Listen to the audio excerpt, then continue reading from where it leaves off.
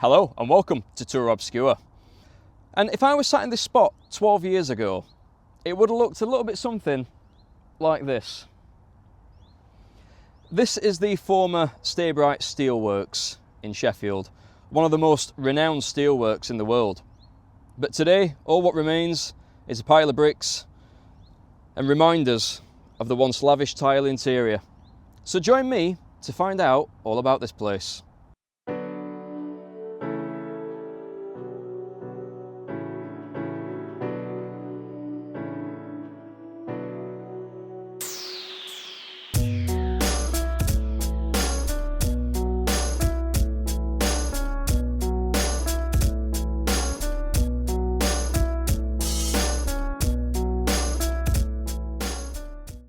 Nestled in the heart of Sheffield's industrial East End, the Staybrite Steelworks stood as a symbol of stainless steel excellence.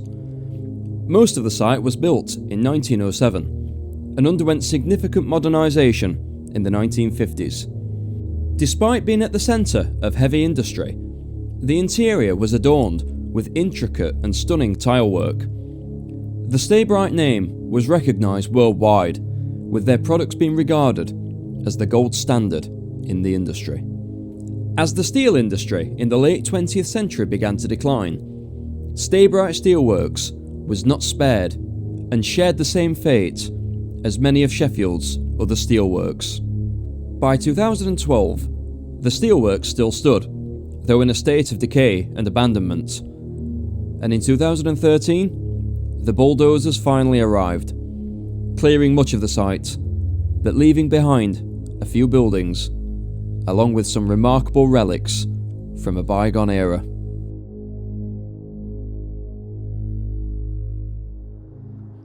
So here we are, the Staybrite work site. It's an absolutely huge site, so we're going to try to explore what we can and what we can get to and see what we can find. So just in the entranceway, we've got this on the floor. Now I believe this refers to a company named Henry Pooley & Sons, and they manufactured weighbridges and large scales for heavy industry. So this is just in the entranceway, still here. So I would imagine this is a weighbridge. So as soon as you get in the site, you can see bits of building which have been left standing. So as we continue here, just looking into the bushes with all the remains of this building, all of a sudden you'll notice some rails, and you'll see, but there's quite a lot of this internal railway still remaining.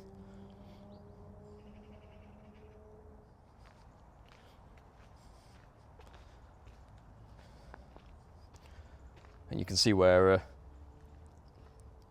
new concrete's being laid over some parts of it. But quite a large chunk of it's still remaining.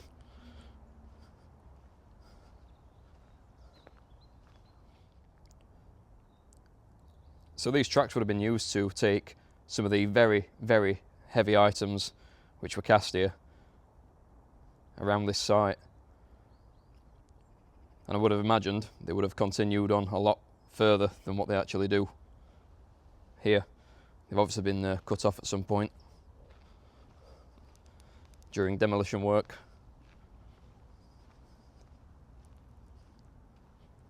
Now, one of my favourite items which were made here was this. This is the crest of the HMS Sheffield, the original HMS Sheffield. Now this was cast here at the Staybrite Works, and it was on board the original HMS Sheffield. Now that was scrapped in 1967, and as we all know, a second HMS Sheffield was built, and that was launched in 1971. So I would hope that made its way onto the new HMS Sheffield in 1971. However, we all know what happened to that ship in the Falklands War, so it either got scrapped or it's at the bottom of the ocean. So a bit of a sad end for that. So just near the bottom of the rails here, where they stop, we've got one of the few remaining buildings left on this site, and it might actually give us a glimpse inside.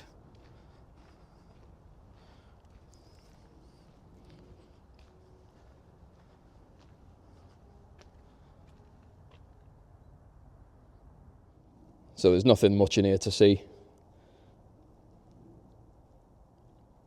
Just some fallen brickwork. We've got some sort of electrical box which has been stripped just on the wall there.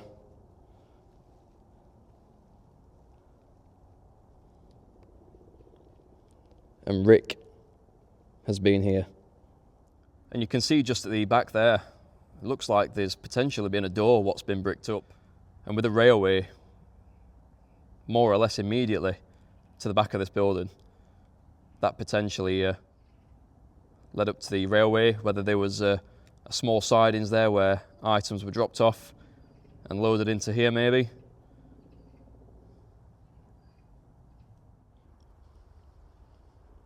So we spoke about how well decorated this building was internally, despite it just simply being a steelworks. And if you have a look at this pile of rubble, you'll be able to see remains of this once beautiful tile work, what were inside this building.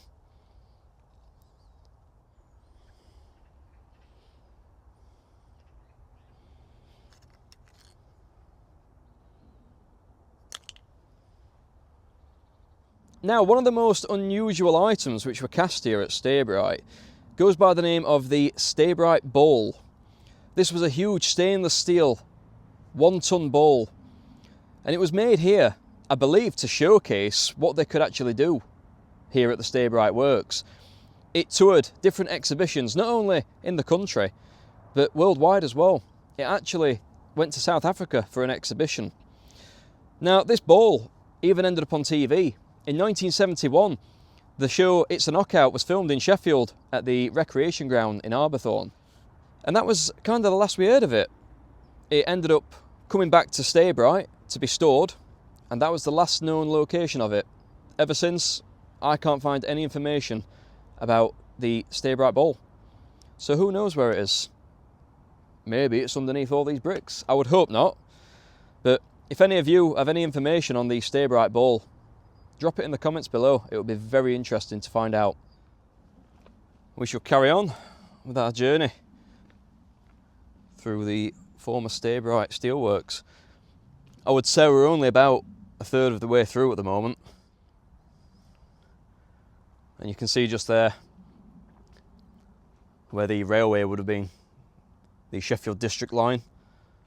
Obviously was another building once here. This looks interesting. Looks to me like part of a former power outlet. So we've spoke about the things what were made here.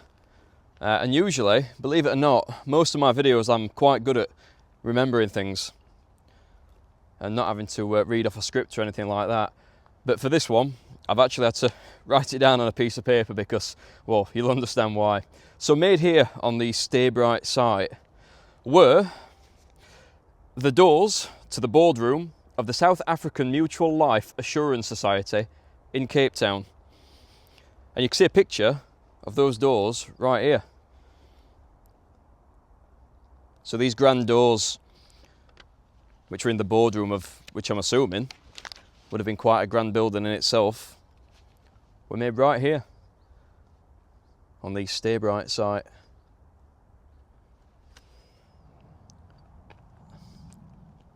Just there, looks like some sort of wheel. It's half buried in mud. I wonder if we can get that out.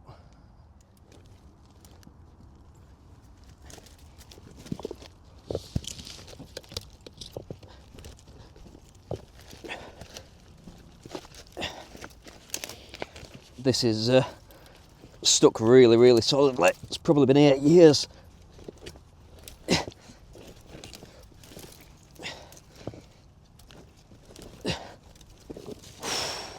that has got some weight to it. Wow.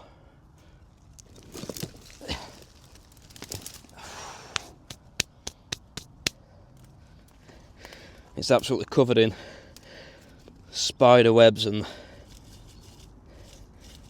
dirt, but we've got a name, which you can just see. These trees really aren't open.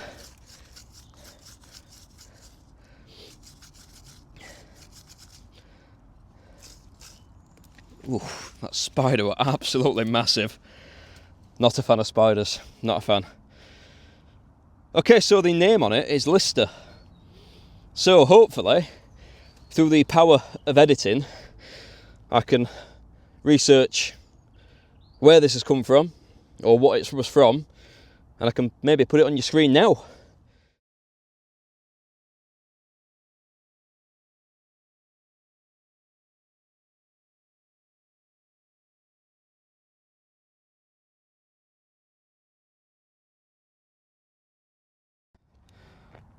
I'm completely surrounded by trees and vegetation, so I'm going to need to find a way through.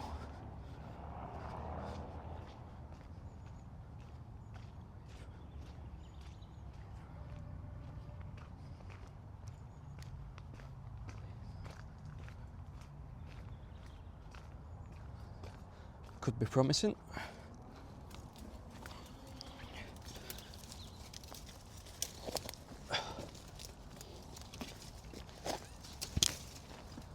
Looks promising. I really hope we're not met by another dead end. I'm making steady progress through these trees. I'm absolutely hemmed in by these at the moment. Now this is private land, but I've got permission to be on here from the owners, so it's eased my worries a little bit, because I'm not a fan of going onto place and worrying about some sort of security coming down and thinking I'm up to no good.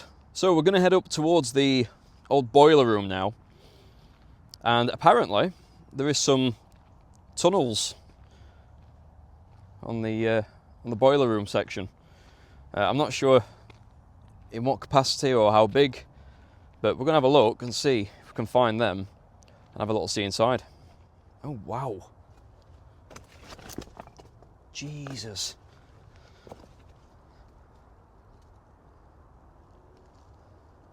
Look at that.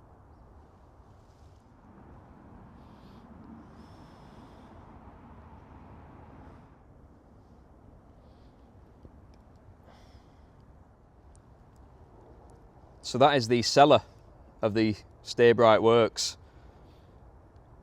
Now obviously uncovered and looks more like a pond. And you can see just over there, looks like an entrance to something. It's been sealed off. It looks like concrete, what's been poured in, then it's cracked. But that was a doorway to somewhere. But now it's underwater. I mean, look at that. A light fitting from the boiler house. Obviously, colour matched with the tiles. And the light bulb is still there. Just without the glass, obviously, just the filament.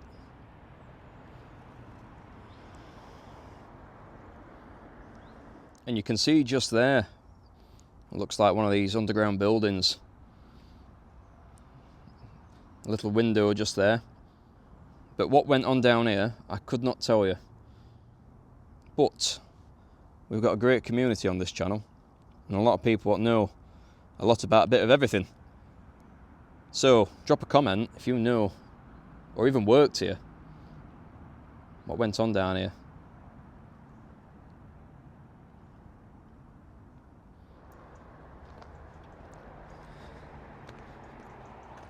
Just here, look, wow, found it. Look at that. That's the tunnel. So unfortunately, I do not have a torch with me. But even if I did, I don't think it'd be strong enough to show you what's down here. I can only just barely see, so you won't be able to see a thing. But that is one of the underground sections, what's still covered. And the only thing I can see is a couple of steel girders.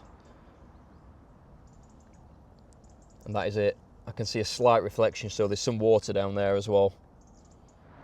And just there are more entrances to these tunnels, which has obviously been fenced off for safety reasons.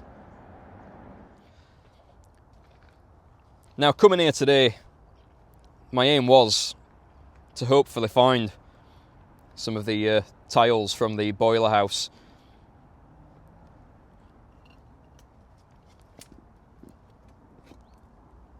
And indeed we have.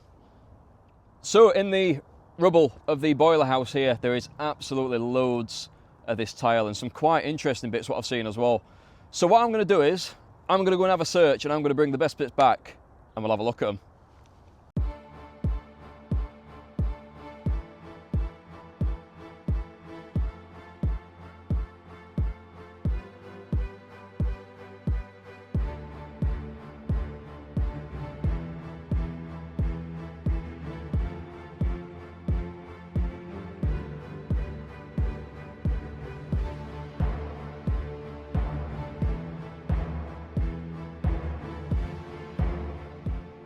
So as you can see, we found quite a lot. And we'll start with these bits. And these will have come from around the windows. You can see that they were ornately decorated. So all this, with the curves on it, would have come from around the window itself. We've then got the standard white tile, which made up the bulk of the wall, and then the darker pieces just here. You'll notice that the inner diamond in the pattern in the tiles is a darker shade, so that is from the inner diamond.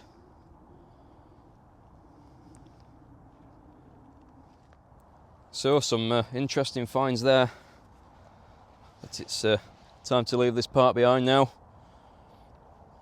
Very sad indeed, but all that beautiful interior ended up like that.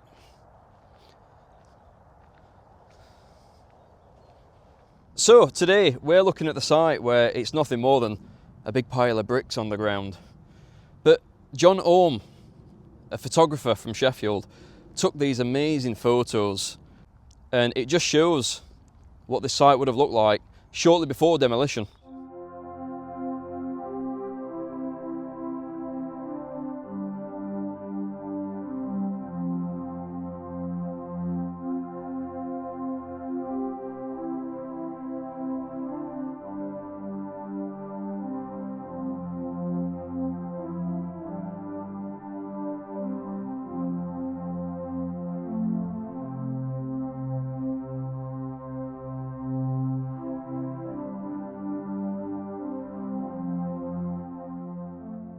And a big thank you to John.